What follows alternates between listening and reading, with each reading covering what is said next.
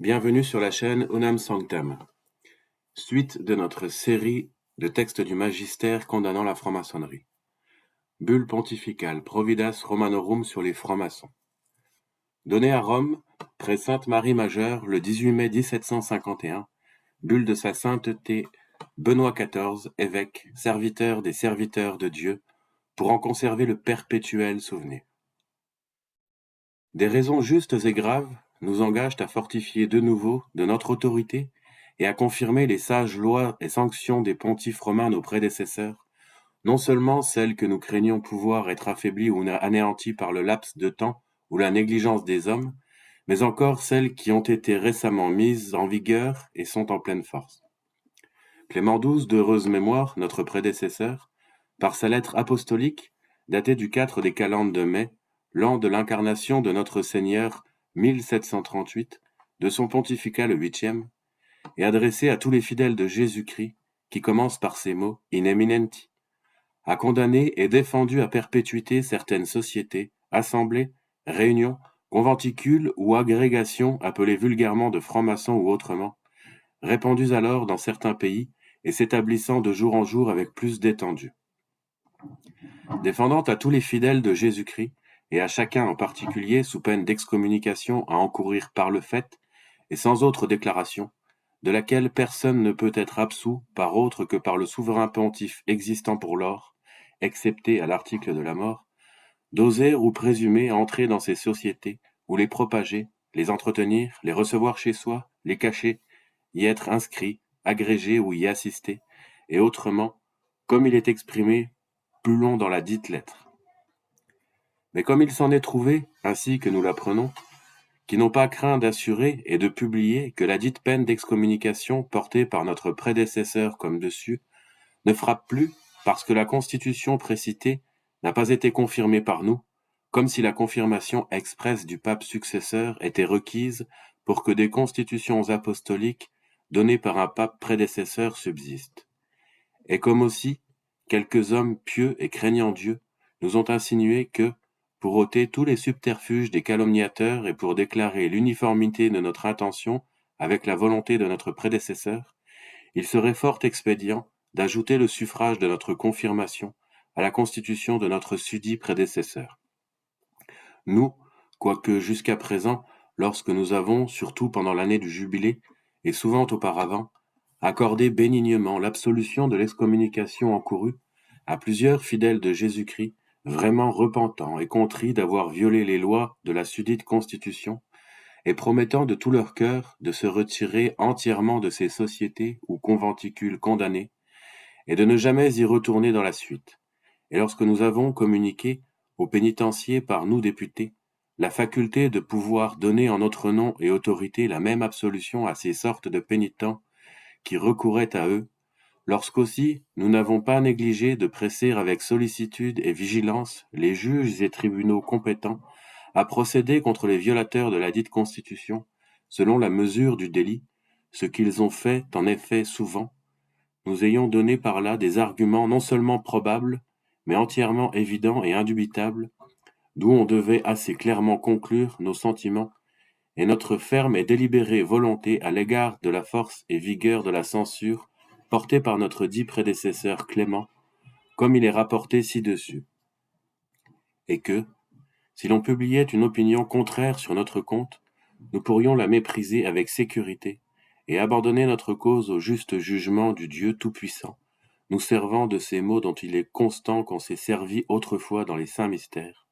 Faites, nous vous en prions, Seigneur, que nous ne soucions pas des contradictions des esprits méchants,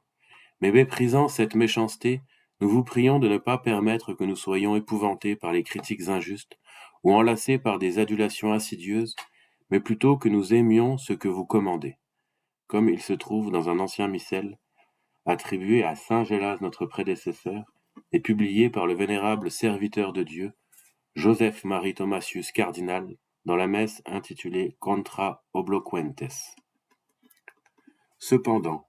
pour qu'on ne puisse pas dire que nous ayons omis imprudemment quelque chose qui pût facilement ôter toute ressource et fermer la bouche au mensonge et à la calomnie, nous, de l'avis de plusieurs de nos vénérables frères les cardinaux de la Sainte Église romaine, avons décrété de confirmer par les présentes la sudite constitution de notre prédécesseur, insérée mot à mot dans la forme spécifique qui est la plus ample et la plus efficace de toutes, comme nous la confirmons, corroborons, renouvelons de science certaine et de la plénitude de notre autorité apostolique par la teneur des présentes, en tout et pour tout, comme si elle était publiée de notre propre mouvement, de notre propre autorité, en notre propre nom pour la première fois.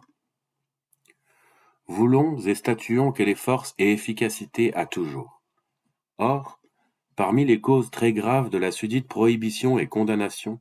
exprimées dans la Constitution rapportée ci-dessus, la première est que, dans ces sortes de sociétés ou conventicules, il se réunit des hommes de toute religion et de toute secte, d'où l'on voit assez quel mal peut en résulter pour la pureté de la religion catholique. La seconde est le pacte étroit et impénétrable du secret, en vertu duquel se cache tout ce qui se fait dans ces conventicules, auquel on peut avec raison appliquer cette sentence de Caecilius Natalis, rapportée dans Minucius Fellis, dans une cause bien différente. Les bonnes choses aiment toujours la publicité, les crimes se couvrent du secret. La troisième est le serment qu'ils font de garder inviolablement ce secret, comme s'il était permis à quelqu'un de s'appuyer sur le prétexte d'une promesse ou d'un serment, pour ne pas être tenu, s'il est interrogé par la puissance légitime, d'avouer tout ce qu'on lui demande afin de connaître s'il ne se fait rien dans ces conventicules qui soit contre l'État et les lois de la religion ou du gouvernement. La quatrième est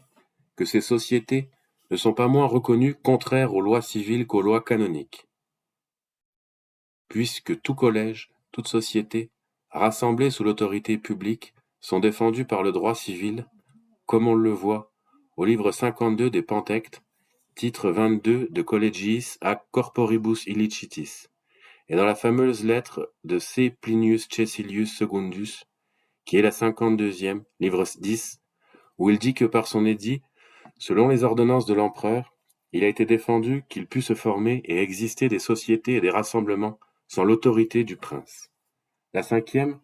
que déjà dans plusieurs pays, les dites sociétés et agrégations ont été proscrites et bannies par les lois des princes séculiers. La dernière, enfin, est que ces sociétés sont en mauvaise réputation chez les personnes de prudence et de probité, et que s'y enrôler serait se souiller de la tâche de perversion et de méchanceté. Enfin, notre dit prédécesseur engage, dans la Constitution rapportée ci-dessus, les évêques, les prélats supérieurs et autres ordinaires des lieux, à ne pas omettre d'invoquer le secours du bras séculier, s'il le faut, pour la mettre à exécution. Toutes et à chacune de ces choses non seulement nous approuvons, confirmons, recommandons et enjoignons aux mêmes supérieurs ecclésiastiques, mais encore, nous personnellement, en vertu du devoir de notre sollicitude apostolique, invoquons par nos présentes lettres et requérons de tout notre zèle, à l'effet de leur exécution, l'assistance et le secours de tous les princes et de toutes les puissances séculières catholiques, les souverains et les puissances étant choisis de Dieu pour être les défenseurs de la foi et les protecteurs de l'Église, et par conséquent, leur devoir étant d'employer tous les moyens pour faire rendre l'obéissance et l'observation dues aux constitutions apostoliques, ce que leur ont rappelé les pères du Concile de Trente, session 25, chapitre 20, et ce qu'avait fortement auparavant bien déclaré l'empereur Charlemagne dans ses capitulaires, titre 1, chapitre 2, où après avoir prescrit à tous ces sujets l'observation des ordonnances ecclésiastiques, il ajouta ce qui suit, « Car nous ne pouvons concevoir comment peuvent nous être fidèles ceux qui se sont montrés infidèles à Dieu et à ses prêtres. C'est pourquoi, en joignant aux présidents et ministres de tous ces domaines, d'obliger tous et chacun en particulier à rendre aux lois de l'Église l'obéissance qui leur est due, il édicta des peines très sévères contre ceux qui y manqueraient. Voici en outre ces paroles.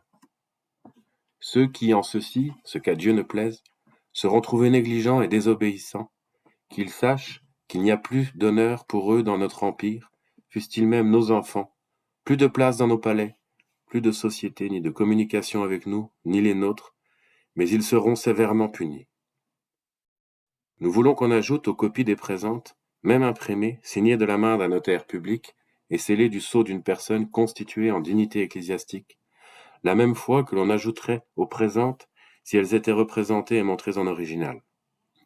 Qu'il ne soit donc permis à aucun homme, d'enfreindre ou de contrarier, par une entreprise téméraire, cette bulle de notre confirmation, rénovation, approbation, commission, invocation, réquisition, décret et volonté. Si quelqu'un est assez téméraire pour le tenter, qu'il sache qu'il encourra l'indignation du Dieu Tout-Puissant et des bienheureux apôtres Saint Pierre et Saint Paul.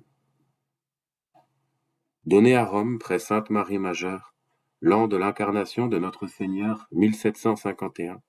le 15 des calendes d'avril, la 11e année de notre pontificat. J'apporte cette petite correction. À la 7e minute, il s'agit du livre 47 des Pandectes, et à 7 minutes 10, il s'agit de la lettre 97 de Plinius Cecilius. Je vous prie d'excuser mon erreur, je me suis trompé dans la lecture des chiffres romains.